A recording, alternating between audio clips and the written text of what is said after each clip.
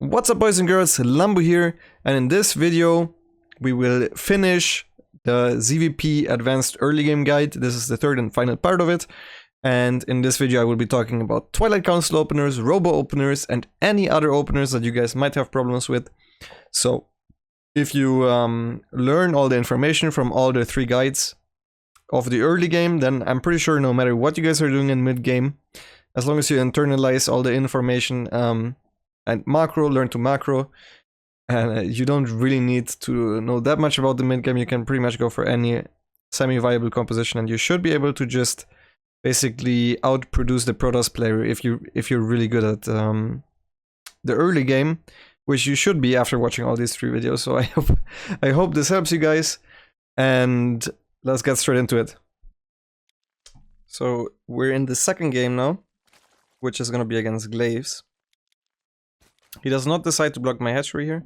So again, we scout at first. I'm gonna go through this very fast because the opener you guys should know by now. And I'm gonna tell you guys the differences between scouting compared to the games that I've shown so far. Because in this one, obviously, there's not gonna be a Stargate. So first things first, what does the Overlord see? Very important. One thing that I didn't talk about so far, because I mostly told you guys how to do the build order properly, is what you focus on with your Overlord. So you should always check your Overlord the moment that the Cybercore is finishing to see if they start Warp Gate research right away. Another thing you should look at is how many chrono boosts they spend on the gateway.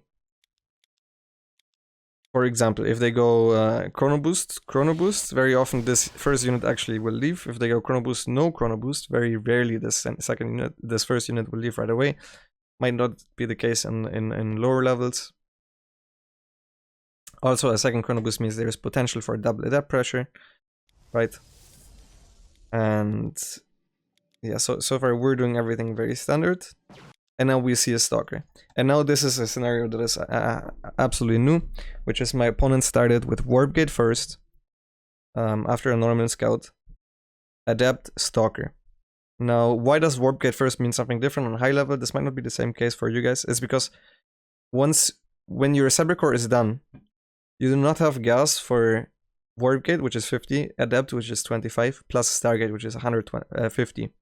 So if you want to, you can see right now he has 70 gas, and this is even a little bit after already, after he started all of this. So if your opponent does this, unless they go for a no scout, in which case they can afford this because they can go gas first, or like a Cybercore scout, but this was a gateway scout. It is the same case, same scenario as if when they go for a natural block, they simply cannot afford the Stargate right away. So the Stargate is going to be a little bit delayed, which is usually when they go Stargate, you see Warp Gate skips on high level. Now this Warp Gate right away means that they have a potential for glaives. Why is there a potential for glaives? It's because they can hit the earliest timing, which is necessary to put pressure on Zerg with their adept warpins. Another thing that is possible is they go for a DT drop. Why is the Warp Gate research being this early important for DT drop? Well, first of all, you can fake going glaives and then DT drop, which is very common actually if they go for a 3-gate DT drop. And they just warp in the first 2 adepts right away. Sometimes Zergs just simply skip spores, which is not exactly safe, but some Protoss do it. So on high level, you very often see fake adept warpins. But on the other hand, which is much more important, is this Warp Gate finishes around the time like something like Binding Busts happen, and you can reactively warp in a sentry, which is huge for obvious reasons against a Binding Bust. So you see my camera literally was there right now to see second chrono boost. Does he move out or not? So he does something that is really good. He moves towards the main base with the adept while shading out, so we don't know for sure if he actually is committing to the shade. He is committing to the shade, even if we would be running by zerglings. Well, running by zerglings in this case would be really good because we would scout this. And sometimes you can even see if he pulls probes off gas, which leads you to think that it is glaives. More often than not, they can obviously also go for a fake in that scenario.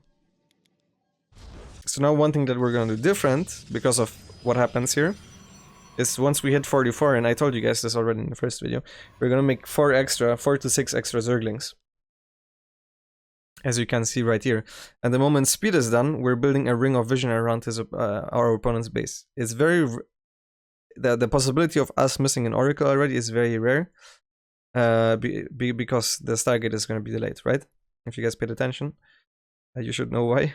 I hope. And this Ring of Vision is going to be crucial. This is going to be what defines the early game. And it's a little bit hard, and you're going to first miss stuff on the minimap, but the more automatic your build order will become, like you're like, okay, this needs to go put a creep tumor down right now, right? This is creeping here. The more automatic all of this becomes, the more time you can spend looking at the minimap. Just looking at it. You don't need to look at the zerglings actively, just looking at the minimap is good. Now he also made the third unit, which they need to do if they want to go for glaives, at least good players. And then the moment, one other thing that leads towards glaives is the moment these warp gates transform. They warp in more adepts. Now, let's just say our opponent is doing this, and this is a very high level move, but these guides are not only for Gold League to Platinum League players, they're also for Masters and Grandmaster players. The moment they warp these in, very high level players very often will go and try to clear these Zerglings, and then try to sneak out 2 Oracles that they've been saving up. But if you don't see a War Prism at this point, you know that it's Stargate units or it's a Proxy Pylon and Dark Shrine. It's the only 2 options really. Could also be a weird robo opening, which is not really a thing on high level, so I don't think anyone would go for a fake glaives on lower level and then do a weird robo thing, which is bad because you have a roach one anyways, and doesn't really punish you for not getting spores. In fact, you don't want spores against a robo opener. So the 2 things they do is either they have a proc spell on the map and do Direct Shrine, or they have 2 oracles saved up. More likely than not, it's 2 oracles. But if they go for DT drop or for glaives, this War Prism will fly out directly. It's not gonna wait until he chased away all the Zerglings. And what you should do here, I'm very active with these Zerglings, it's very important, is you run away from the shade and then you use the other Zerglings to fill up the holes. Like you can see I have entire vision around this base. Also this Zergling, very important, so I don't miss any Oracles running by here. Like I have a full ring of vision around his base. This is something that I also have on my side, so the ring of vision is very important against Protoss. Oh, one thing that I forgot to mention, by the way, is against Void Rays, the moment you see a Void Ray, you pull back all the Overlords. I'm so sorry I forgot to mention it. I'm gonna put it in the tip as a tip, but I forgot to say it. I just now realized that, like, literally the second you say Void Ray, every single Overlord should be inside your mineral line, because Void Rays with their charge can kill them even if you have 2 queens next to the Overlord. Doesn't really protect the Overlord. So just pull back every single Overlord. But since there is none of that, we can have a ring of vision around our base. Which is cool, right? So now we also stop at 44 drones because we saw these extra warp ins and we saw warp gate right away. We stop at 44 drones, and now we're doing something that looks very similar to the... I made an entire guide on the DRG response. The one thing that I changed from back then is I don't make the spine anymore unless I actually see the warping in more than 4 adepts. There's like some 5 gates, 6 gates where I think spines are very helpful. Under attack. This is just a 4 gate, even though he started 3 first. The moment you see the Warp Prism leave, you guys will make Spore Crawlers in every single base. I am good enough that I can see that the Warp Prism is running here, and I don't make a Spore in your main. You guys are not. Just make a Spore in every base. Okay, you're gonna have the money, your opponents are gonna have worse timings, just make a Spore in every base. And now one thing that I would do, but I didn't because I think it isn't 100% necessary, is the moment I see these 4 adept weapons, I would have cancelled the spores and I would have remade them later. Just for a couple of extra minutes. You guys don't need this. The other thing that changes is we don't get a 6th queen. Other than that, it's a standard opening. So let's look at our side of the map. The moment we realize he started Warp Gate right away and we don't see any air units yet, we don't see any Oracles, we start Roach Horn at 350, that's the first change. The next change is after, you can always hover in the top right to see how many drones you have. After we're at 44 drones. I stopped at 43 this game, but I'm also supply blocked, so that's why. Once you're at 44, you start making Zerglings right now. At this moment in time, you make Zerglings, okay? So if this is a DT drop, Zerglings are very good. If it's the glaives, a couple of Zerglings are also very good. Until the Watch Run is done, you want to be spamming Zerglings. And right before the Watch Run is done, you stop making larva. You stop using the larva, and then you start making roaches. You only make roaches if you warps in depths. Against the DT drop, you do not make Zerglings. Against the DT drop, so now two things can happen.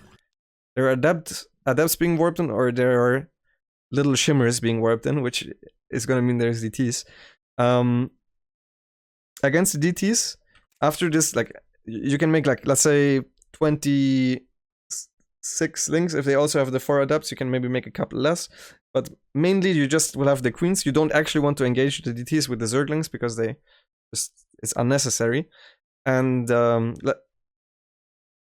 you don't actually need roaches until there's archons. You need enough zerglings mainly to clear the adepts. The queens alone are more than enough usually against DT warp, and especially if they go for this fake adept stuff first, because then they only have 3 DTs max. And then the spores are going to be in time. If your spores are for some reason a little bit too late, you can surround them and hold position for a couple of seconds with zerglings. And the moment DTs also warp in, you can ignore them and try focus firing the warp prism very often. Or get your queens in between the DTs and the warp prism, and then once the spore finishes, you can try killing the DTs. Anyways, that's not the case here. If it was DTs, we would stop making units after the couple of zerglings. We would make drones.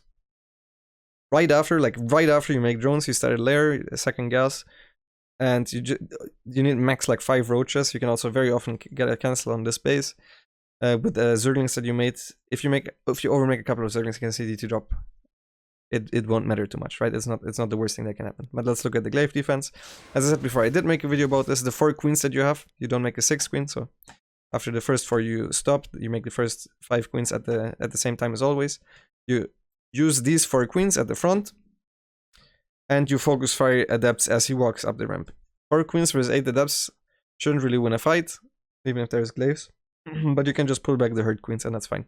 If he pulls back an adept that you're focus firing, by the way, don't chase it, focus fire a different adept. And follow the shade with all the zerglings that you have. The moment the roach porn is done, you start making roaches. The moment I realize this is not DTs, I also move the spores in position. You can do that way later. Or you can cancel them, as I said before. And then after I made my first couple of roaches, I start adding a second gas. This helps against potential Immortal follow-ups, where gas is actually very, very important. So now we want you want to almost match the adept count with the roaches. And then the way you do the defense is, I just hotkey a couple of roaches. Well, I don't hotkey them with the queens, but I think you guys can hotkey a couple of roaches with the queens. Maybe that's easier. I have an extra hotkey for it, so I hotkey like 5 roaches with the queens for this shade. And then if you warp some more adepts, I would hotkey a couple more roaches with the queens for this shade. And then I follow the shade with everything else. If you feel like you don't have enough units, make sure to overfollow the shade rather than have too many units at the front. Okay, so always just make sure that the shade doesn't get in, because if the shade gets in and actually beats all your zerglings for free without losing anything, then you're in big trouble, because then this adepts, they can walk to the main, and then there's going to be an adept shade to the third with a war prism, and then it's all doo-doo. So yeah, don't do that.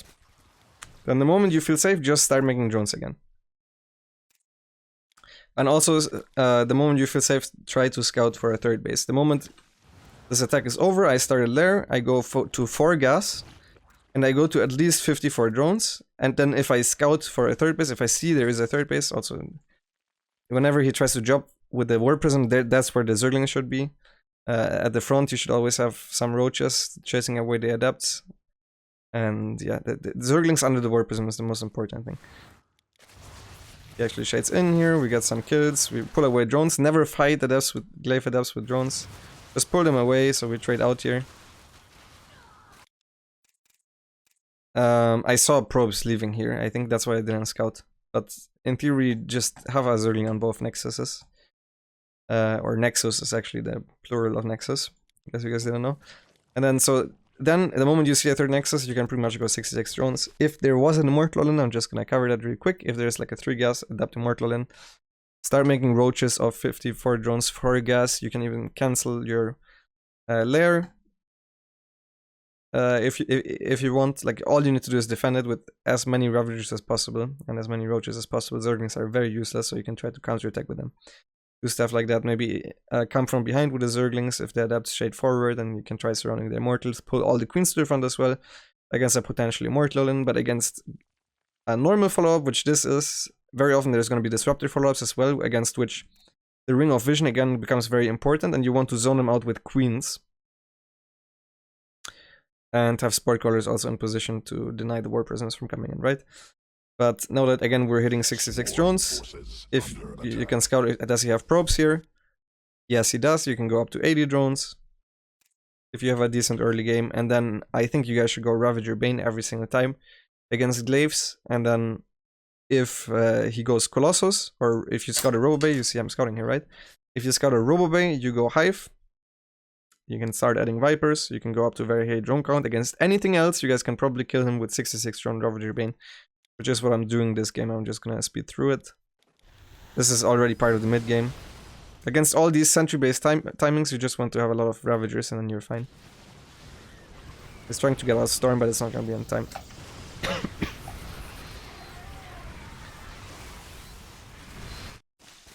But yeah, that's beside the fact. This is mainly what I wanted to talk about. What happens if it's glaives or DT? Once again, against DT you can make way more drones. Start a lair right away.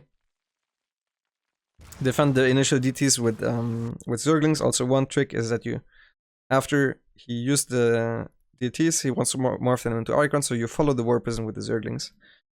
And very often you're gonna force him to warp in the icons one by one, which really helps. And then you should always have all 4 queens wherever the warp prism is. The 4 queens, you can also stack injects while you're doing that, similar to what you're doing while the glaive attack is happening. Whenever you have some space, because usually the queen should be at the front, you can try to stack some injects anywhere you want. I think those are most of the tip for glaives. So now I'm gonna have one last replay for you guys, and that's gonna be against a robo opener, which doesn't really exist on high level. And I'm also gonna try to talk about every single opener that I haven't talked about so far, which Protoss has a million openers, so I'm not sure how I'm gonna do that, but we'll see. See you guys in the next game. And here we are for game number 3. And this one will be a robo opener, because people also sometimes tell me they struggle against different Immortal all-ins. Skills is going for a block here, which is very smart. We also played this one on Submarine, since I think it's probably the best one for robo all-ins. This is not... No real robo openers are being played on high level, but I'm still gonna go through it to maybe help you guys a little bit out, because this is, I guess, slightly different than playing against Twilight openers or Stargate openers. Our early game is exactly the same as the other game that I showed you guys. When we get blocked, Queen Queen, this hatchery will literally only produce... Well, actually, no, this one I actually accidentally made a zergling. The zergling should have been in the main, and this drone should have been here. I'm not gonna pretend that I just did this to show you guys how much mining time is lost, but let's count it. So this drone will spawn here right now, right? So we lose 5, 10 and half a mining trip. So 10 and is 15 shortly. So this is how much of a difference it makes to make the drone here. I did not do that on purpose. I was just very tired, I swear. Anyways, I'm doing the other thing that I did in the other replay better though. So we're taking the hatch at 30, the way you guys are supposed to do it. So maybe look at this replay for that. Then this next drone, or the next drone I already did, gets ready to the 3rd, and then this drone, there's an overlord, and then this drone will get ready to the gas, and now there's an adept here, so you see why you should rally the first drone that you make after the 4 zerglings to the 3rd base. See this one? I readied it in the other replay to the mineral line right away. This one should be ready to the 3rd base, and this one should be ready into the mineral line. We go double inject again. We split the zerglings, 32 queen, creep them at the front. Overlord, queen in the main, 2 extra drones into gas. We saw a warp gate right away, I'm pretty sure adept, stalker, adept, so this looked like Twilight. But now we know it is a robo opener. And the moment you realize it's a robo opener, you throw down a roach warren. And if you don't, if your Protoss doesn't show his warp prism for some reason, which they should always do, otherwise you can check for if the Nexus is making units or if there's a gas. But I'm not sure you can see it here. This is how it looks in game speed. This is not producing, this is producing, not producing, producing. There's a brute war skin, so it's a little bit different, but usually there's also this thing spinning at the top. It's very obvious if a Nexus is making probes or not. So he's gonna go for a very early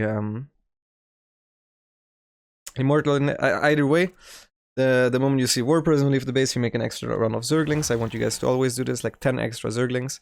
We also had a Ring of Vision, which I can show you guys. Before I saw the War Prism, I had Zerglings on the way.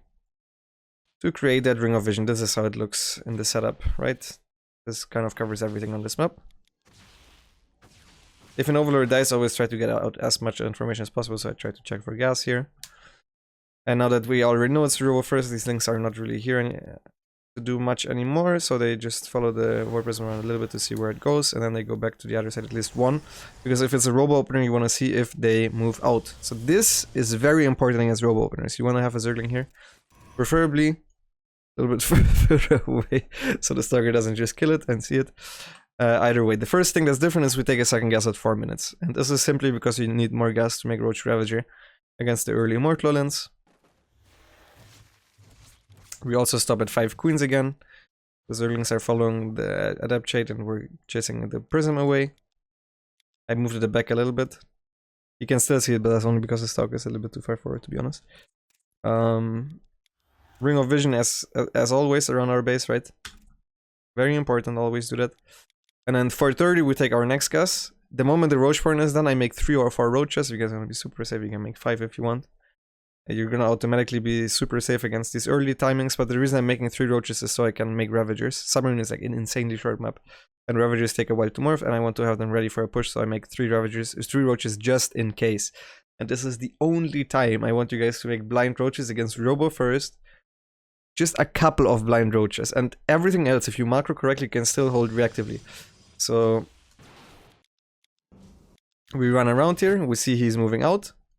We also made spores, by the way, just in case there's, you get the feeling that it might be DTs because he hasn't done anything else. You can make spores. These are a little bit too late, honestly, for Robo first DTs. It's a very weird mind game if your opponent shows you this War Prism super early and then doesn't warp DTs. It doesn't hurt that much to do the 3 spore crawlers. The moment I see this, obviously I cancel them right away.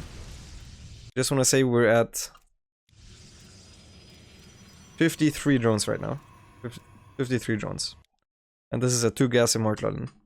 If he would have left earlier with 1 Immortal that hits a little bit higher and a little bit earlier, I would have stopped droning earlier, but we would have also seen the move out earlier with the Zergling, right? So obviously we would have stopped droning earlier, and we already had some roaches on the way, we had some Zerglings. And then all you really need to do is morph as many Ravagers as possible before the fight starts. And in my case, this is the number 3. So if you can get like 3-4 Ravagers to break force fields, is very, very nice. Pull all your queens to the front. Before you pull queens to the front, always make sure to inject. Queens can tank a lot. They're very good against Immortals. In terms of tanking, obviously they don't do damage to any ground units, but they are nice to have for tanking. And then use single crossbows to zone out. Don't use all your crossbows, especially in one place. And if there are force fields you need to break, use them on the force fields.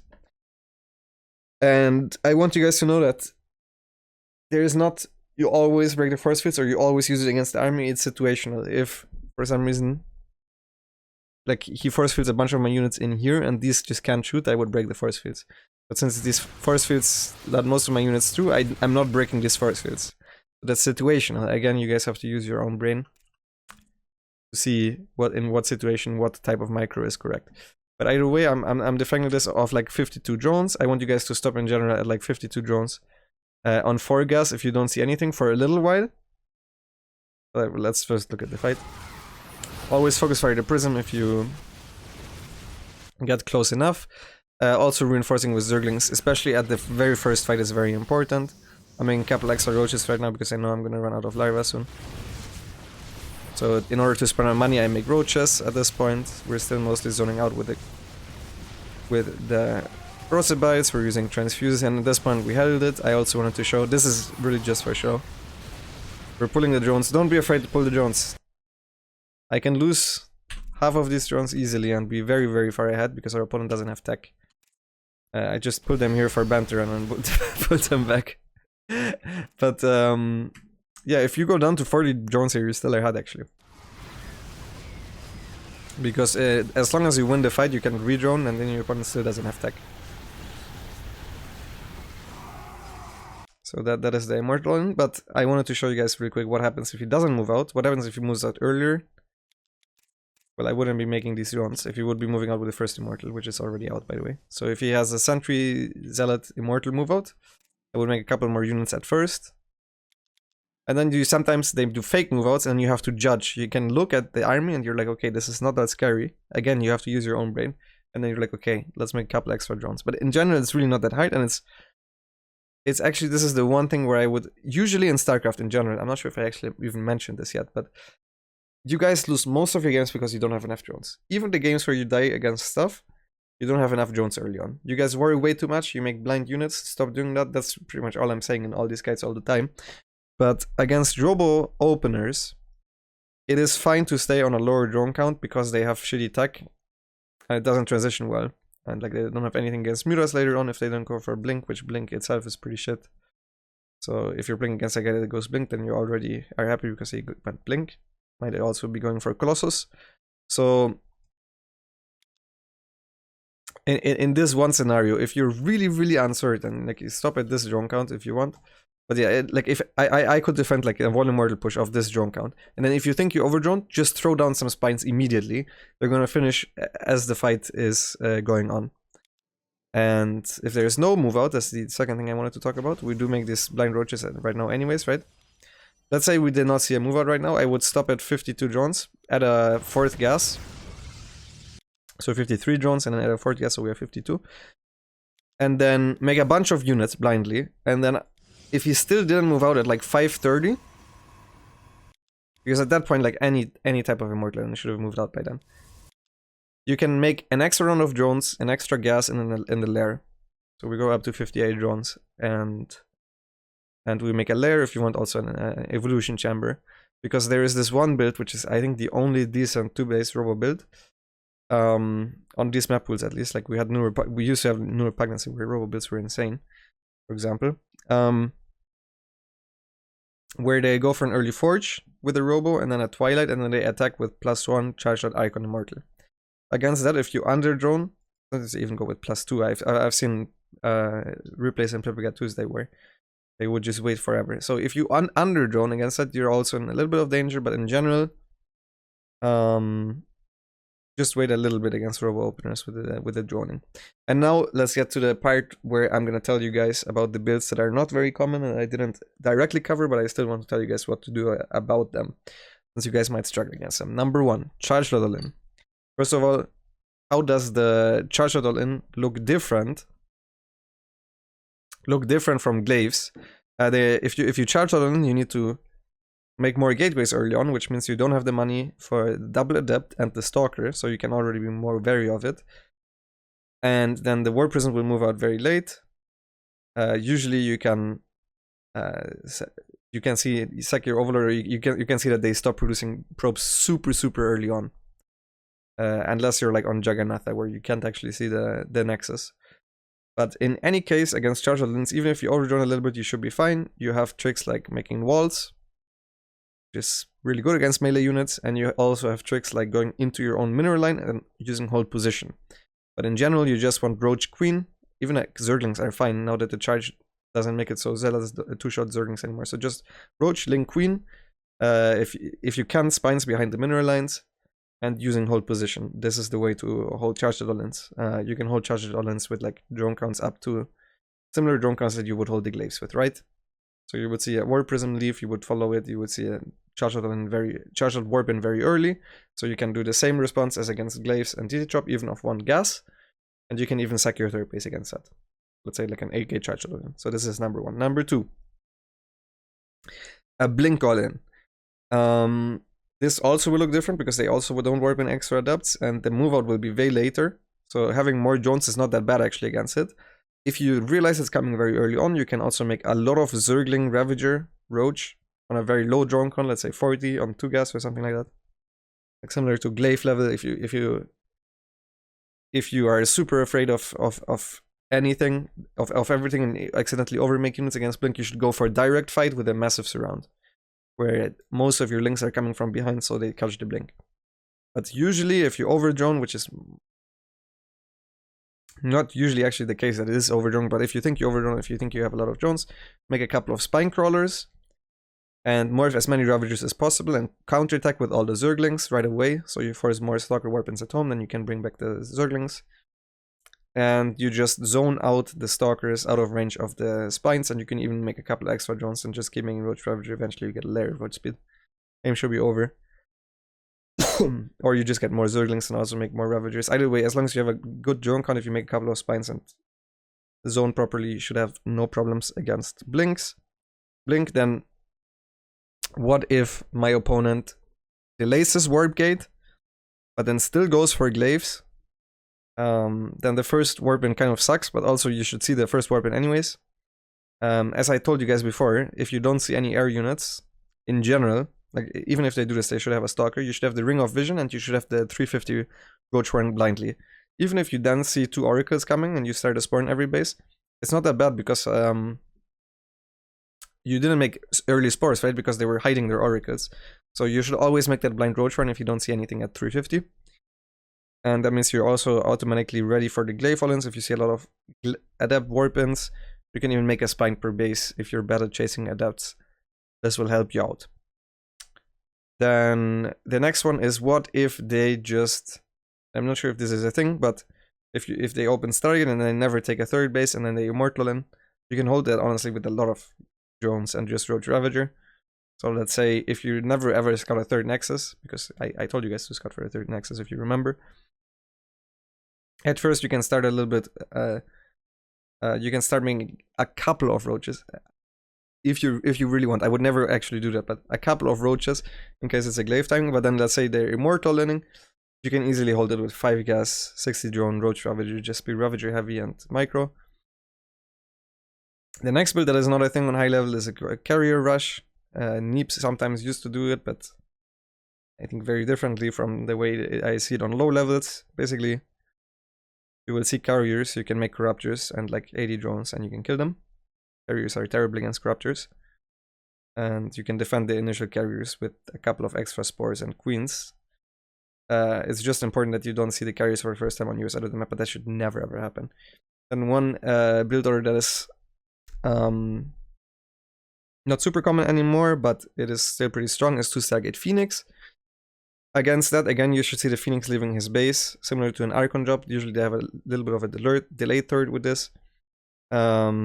Against 2 Stargate Phoenix, you should get vision with Zerglings patrolling. So let's see, he's placed 2 Stargate Phoenix. I would have Zerglings patrolling like this. To make an outer ring of vision around my base and bring back all the Overlords, obviously. And then the first 6 Queens that you always have, you put them together so you don't get your Queens caught off guard. You keep making Queens. If you're really bad with Queen movement for some reason, you can make extra Spores from wherever the Phoenix enter the base, because that means the Phoenix will need to commit. Also, Spore in between the bases is good. And then you can just make drones. Or if you want to kill 2 Stargate Phoenix, the moment you see it, you throw it on Nidus immediately with the layer timing that I told you guys in the standard opener. You should be fine. Like you should see the Phoenix around the time your layers, then you just throw it on Nidus, you keep making Queens, you go attack with Queen Ravager Zergling. Similar to what the Polish or the Warsaw subway is, like the laser, the build that the laser used to do every game. And what if they Archon drop after Stargate? I think I went over this in the first video, but I'm not 100% sure anymore. You just make roaches of 66 drones and you're ahead, always.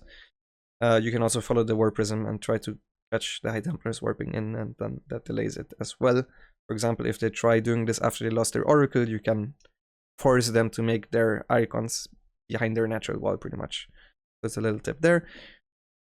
Against 1 Stargate Phoenix, so if they just start with a Stargate and then keep making Phoenix, I want you guys to make an early round of Zerglings to deny their third base, because they don't have an Oracle. So just a simple round of a couple of Zerglings is very nice early on, and then also again scout with Zerglings for where the Phoenix are. You still just go 6 Queens and you can make a Spore per base, and then you can even split the Queens up a little bit at the start and then eventually get more Queens. Stay mineral heavy. In general, guys, don't take your gases too early. Very important, and you can really do whatever you want in the mid game. Then I know we're getting wild because, like, I really want to cover everything here. So I had to think, okay, what else even exists? 2-base Colossal Ins. It doesn't really exist, but let's just pretend that 2-base Colossal In is a thing. Just make Roach Ravager of I don't know, like 60 drones, 5 gas, something like that. Even if you have 66 drones, honestly, you should be able to hold it. Just don't make too little drones against that kind of stuff. All these 2-base tech all-ins, you can make a lot of drones against. Then the next one, because this one I have from YouTube comments where someone asked what to do against that. 1-base 4-gate, like a Wings of Liberty build. 1-gate proxy robo. These you can just, like, you can see that there is no natural, and then just make zerglings and queens and extra spines if even necessary of like quite a bunch of drones. Just make sure to pull out of gas, and then you can, like, of 24 to 30 drones, you can just make zerglings and queens and spine crawlers. More often than not, you can also just kill the pylon, especially if they start attacking. You can run around with the zerglings, kill the pylon, and come back with the zerglings to defend, stuff like that. Very easy. Then one thing that I also never have seen in my entire life, 1-gate proxy Stargate without a cannon rush. I haven't even seen it with a cannon rush, but apparently there's a thing called proxy Stargate without the cannon rush. I don't know, you just keep making queens and ravagers, I would say, of 38 drones, so 16, 16, 3, and 3, so 2 gas.